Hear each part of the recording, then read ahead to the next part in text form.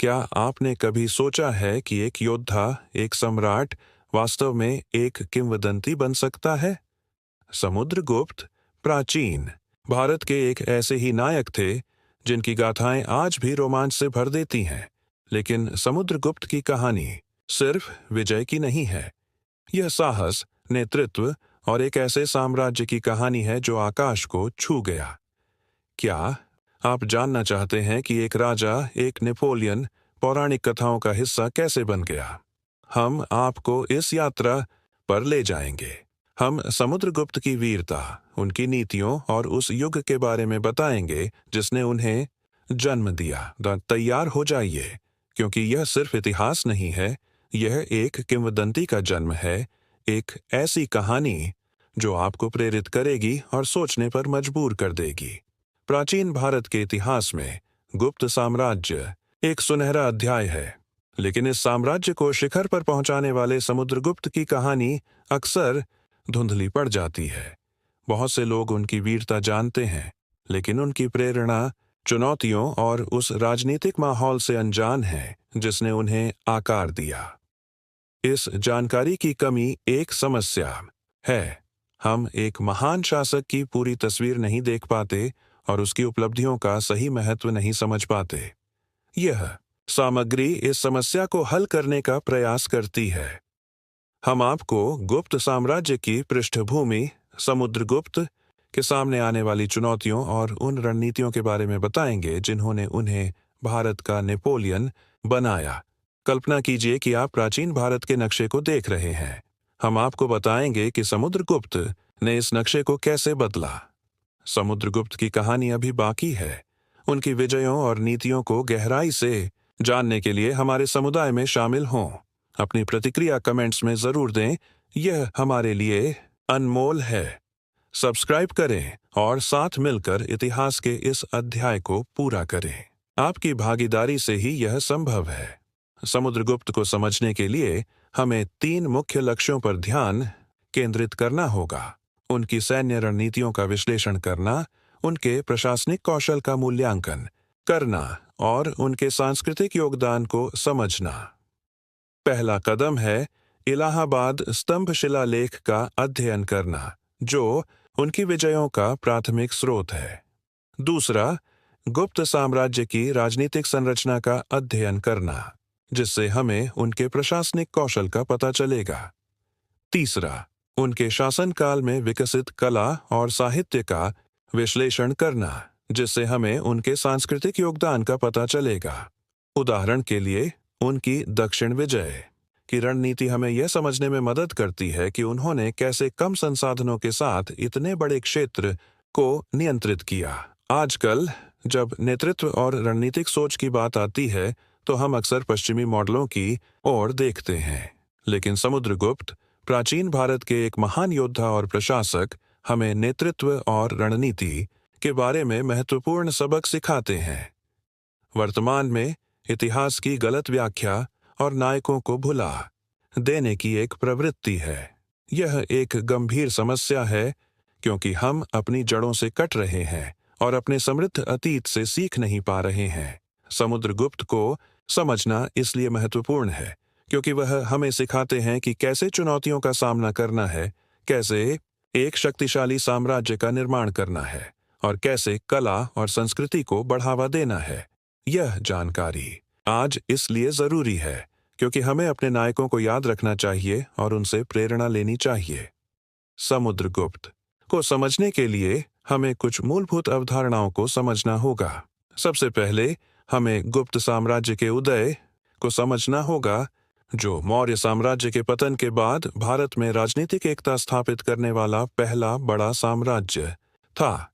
दूसरा, हमें दिग्विजय की अवधारणा को समझना होगा, जो समुद्रगुप्त के सैन्य अभियानों का मुख्य उद्देश्य था। दिग्विजय का अर्थ है सभी दिशाओं को जीतना। तीसरा, हमें प्रशस्ति की अवधारणा को समझना होगा, जो राजाओं की स्तुति में लिखी गई कविताएं थीं। इलाहाबाद स्तंभ शिलालेख एक प्रशस्ति का उदाहरण है। क्या आप जानते हैं कि समुद्रगुप्त ने कितने राज्यों को हराया था? इतिहासकारों का मानना है कि उन्होंने लगभग 20 राज्यों को हराया था। समुद्रगुप्त की नीतियों को आज के संदर्भ में कैसे लागू किया जा सकता है? उदाहरण के लिए उनकी कुशल संचार रणनीति, जिसमें उन्होंने अपने संदेशों को दूर दूर तक पहुंचाने के लिए शिलालेखों का उपयोग किया, आज सोशल मीडिया मार्केटिंग में उपयोगी हो सकती है। एक चुनौती यह है कि हम समुद्रगुप्त के बारे में बहुत कम जानते हैं। हमारे पास केवल कुछ शिलालेख और सिक्के हैं।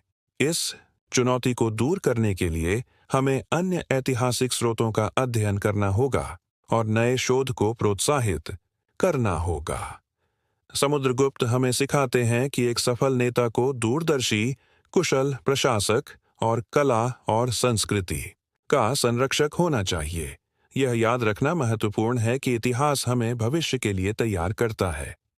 समुद्रगुप्त की सबसे उन्नत रणनीति थी विभिन्न क्षेत्रों और संस्कृतियों को अपने साम्राज्य में एकीकृत करने की क्षमता।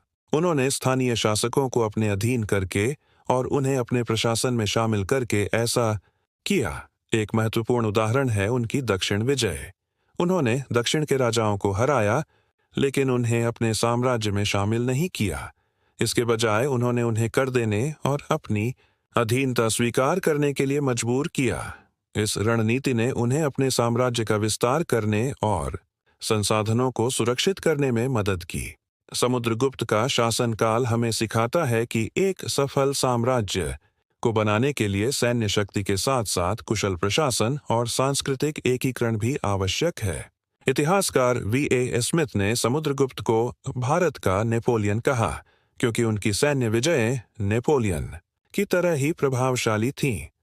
इलाहाबाद स्तंभ शिलालेख, जो समुद्रगुप्त के दरबारी कवि हरिशेन द्वारा लिखा गया था, उनकी विजयों का एक विस्तृत विवरण प्रदान करता है। शोध से पता चलता है कि समुद्रगुप्त ने न केवल युद्धों में भाग लिया, बल्कि उन्होंने अपने साम्राज्य में शांति और समृद्धि भी लाई। उनके शासनकाल में कला, साहित्य और विज्ञान का विकास हुआ। वास्तव में समुद्रगुप्त का शासनकाल प्राचीन भारत के इतिहास का एक सुनहरा युग माना जाता है। यह हमें दिखाता है कि एक महान नेता सैन्य शक्ति और सांस्कृतिक विकास को कैसे जोड़ सकता है। यह आज भी प्रासंगिक है। क्या समुद्रगुप्त वास्तव में आकाश को जीतने वाला सम्राट था? हालांकि यह एक अलंकारिक अभिव्यक्ति है, लेकिन यह उनके विशाल साम्राज्य और उनकी अदम्य भावना को दर्शाता है। कुछ लोग सवाल कर सकते हैं कि क्या उन्हें भारत का नेपोलियन कहना उचित है। यह ध्यान रखना महत्वपूर्ण है कि दोनों नेता अलग अलग समय और परिस्थितियों में रहते थे। हालांकि दोनों में सैन्य प्रतिभा, नेतृत्व कौशल और अपनी महत्वाकांक्षाओं को प्राप्त करने की क्षमता थी। समुद्रगुप्त के बारे में सबसे महत्वपूर्ण बात यह है कि उन्होंने हमें सिखाया कि कैसे एक महान साम्राज्य का निर्माण करना है और कैसे कला और संस्कृति को बढ़ावा देना है। यह सबक आज भी प्रासंगिक है। समुद्रगुप्त की कहानी से हमने सीखा कि एक सफल नेता को साहसी, कुशल और दूरदर्शी होना चाहिए। उन्होंने हमें सिखाया कि कैसे चुनौतियों का सामना करना है, कैसे एक शक्तिशाली साम्राज्य का निर्माण करना है और कैसे कला और संस्कृति को बढ़ावा देना है। अब इन सीखों को अपने जीवन में लागू करने का समय है। अपनी चुनौतियों का सामना करें, अपने लक्ष्यों को प्राप्त करने के लिए कड़ी मेहनत करें और अपनी संस्कृति को बढ़ावा दें। समुद्रगुप्त की तरह आप भी अपने जीवन में एक किंवदंती बन सकते हैं। अधिक जानने के लिए और अपनी राय साझा करने के लिए हमारे समुदाय में शामिल हों। इतिहास को जीवंत बनाए रखें। समुद्रगुप्त की गाथा हमें दर्शाती है कि इतिहास महज बीता हुआ कल नहीं, बल्कि एक शक्तिशाली औजार है जो आज और आने वाले वक्त को आकार देता है। उनका अदम्य साहस, नेतृत्व क्षमता और संस्कृति के प्रति समर्पण हमें प्रेरित करते हैं कि हम भी अपने जीवन में असाधारण ऊंचाइयों को छुएं। उनकी नीतियां और विजय अभियान साहस और रणनीति के उत्कृष्ट उदाहरण हैं जो आज भी प्रासंगिक हैं। तो आइए हम सब मिलकर समुद्रगुप्त की धरोहर को जिंदा रखें, उनकी कहानी को याद करें, उनसे प्रेरणा लें और अपने सपनों को साकार करें। जिस तरह समुद्रगुप्त ने आकाश को छुआ, उसी तरह आप भी अपनी उच्चतम संभावनाओं को प्राप्त करें। इतिहास आपकी प्रतीक्षा कर रहा है। आइए इसे मिलकर लिखें।